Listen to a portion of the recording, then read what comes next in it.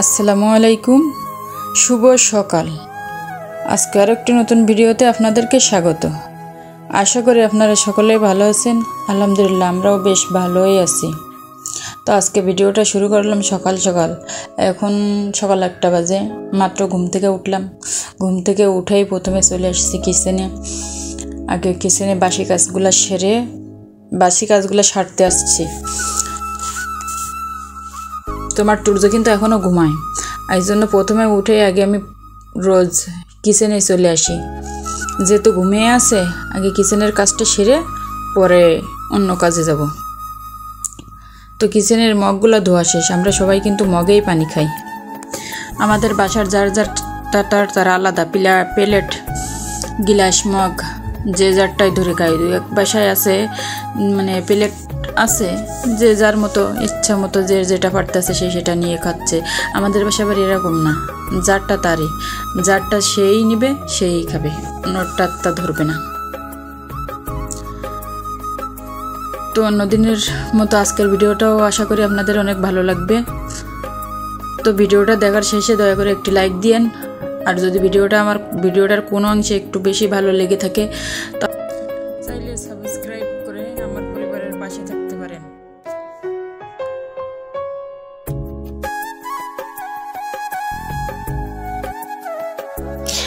আপুরা দয়া করে একটু করে লাইক দিন, আমি কিন্তু লাইক পাচ্ছি না। তো টেবিল মোছা শেষ, ওইদিকের কাম শেষ করে চলে আসছি গিয়ে বারান্দায় কিছু কাপড় ধুয়ে কাপড়গুলো নেড়ে তারপরে পাখির খাবার দিতে আসছি।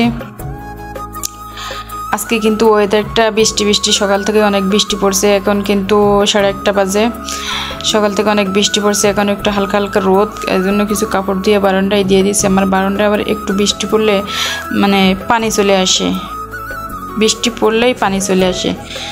বারান্দাটা অনেক ছোট, তো এই জন্য পানি চলে আসে।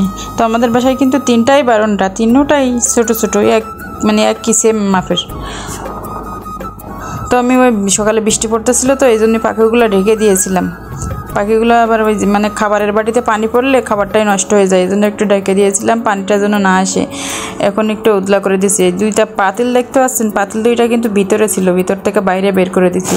পাখিগুলো না অনেক দুষ্ট হয়ে গেছে, অনেক বদ হয়ে গেছে। পাখিগুলো ডিম পাড়ে, বাট ডিম খেয়ে ফেলে। কারণটা কী তা তো জানি না, যে ডিমটা কেন খেয়ে ফেলে। এই জন্য ওই পাতিল 2টা বাইরে বের করে রাখছি, কিছুদিন থাক তারপরে ভিতরে ঢুকাবো। যদি আপনারা কেউ জানেন যে কারণটা কী, তাহলে কমেন্টে দয়া করে জানিয়েন। তো কোনো আপুরা যদি জানেন তাহলে কমেন্টে জানিয়েন যে পাখি ডিম পাড়ে বাট খেয়ে কেন ফেলে।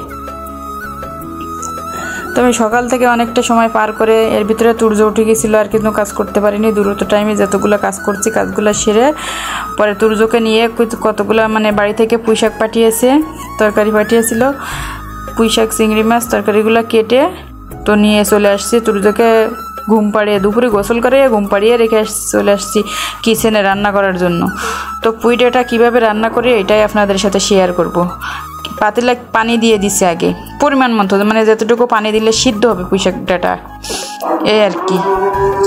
তো পানির ভিতরে কাঁচামরিচ দিয়ে দিছি, পরিমাণ মতো লবণ, হলুদ দিয়ে দিলাম, চিংড়ি মাছ দিয়ে দিছি, কিছু ডাউল, এইগুলো আর কি। দেখেই তো বুঝতে পারছি কিসের ডাউল। আমরা কিন্তু পুঁইশাকে সচরাচর এরকম ডাউল না দিলে পুঁইশাকটা ভালো লাগে না বলে খেতে।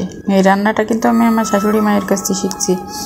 আমার মা কিন্তু আবার এরকম করে রান্না করে না, এটাই বিয়ের পরে শ্বশুর বাড়ি এসে শাশুড়ি মায়ের কাছ থেকে রান্না শিখছি। তো এইভাবেই এখন রান্না করি। সবগুলো দিয়ে পানিতে বলক চলে আসার জন্য অপেক্ষা করছি। পানিতে বলক কিন্তু চলে আসছে। এর ভিতরে ধুয়ে রাখা ডাটাগুলো দিয়ে দিছি। ডাটাগুলো দিয়ে এখন পাতাগুলো দিয়ে দিব।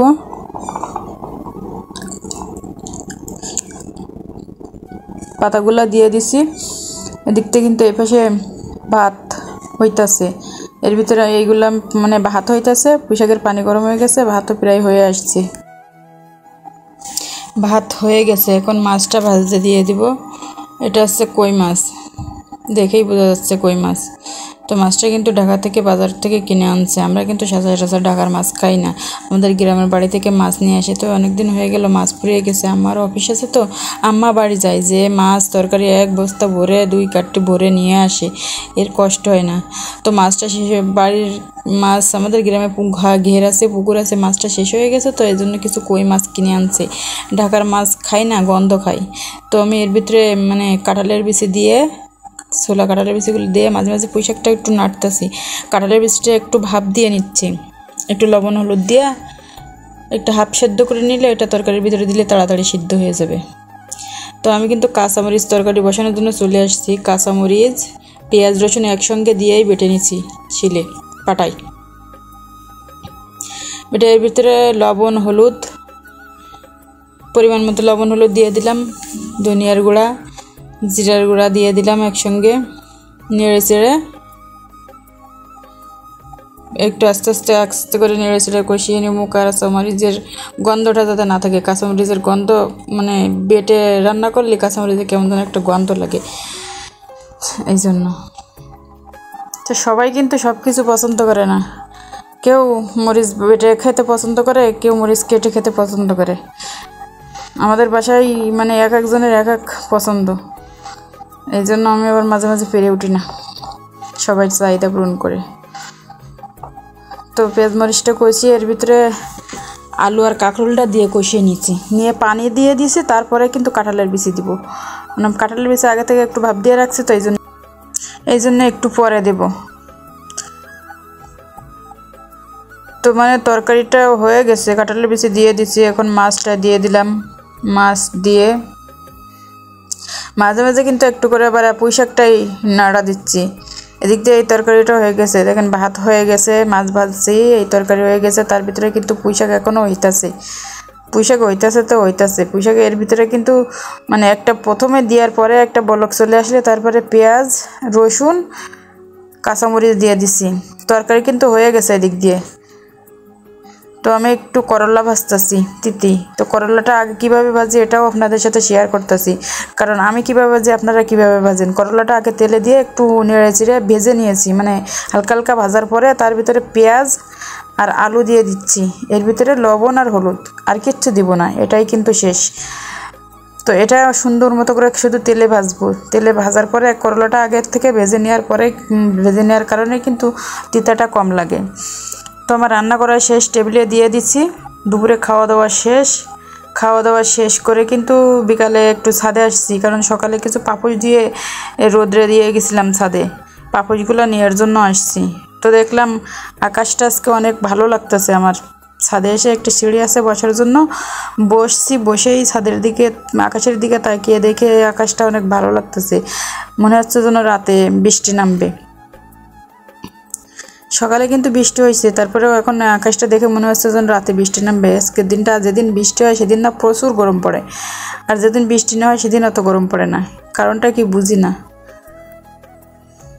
তো পাপোশগুলো নিয়ে আমার সূর্যকে কিন্তু ওর দাদা নিয়ে গেছে, ও দাদা নিয়ে যায় সকালে বিকালে ঘুরতে নিয়ে যায়, এই জন্য পারি। সূর্যের স্কুল বন্ধ, এই জন্য যেদিন সূর্যের স্কুল বন্ধ থাকে সেদিন ওর দাদা নিয়ে যায় ঘুরতে, আর যেদিন স্কুল খোলা থাকে সেদিন আর নিতে পারে না বলতে ভুল। দিনে মানে সকালে না নিতে পারলে সকালে সূর্যকে নিয়ে স্কুলে যায়, সকালে না নিতে পারলে বিকালে কিন্তু নিয়ে যায় নিচে নামে, আর যেদিন না নিয়ে যায় সেদিন তো আমাকে নিতে হয়, আমি ছাদে নিয়ে যাই। আজকের ভিডিওটা এখানেই শেষ, সবাইকে ছাদ ঘুরিয়ে দেখালাম, এখানেই শেষ। সবাই সুস্বাস্থ্য কামনা করে, আল্লাহ হাফিজ।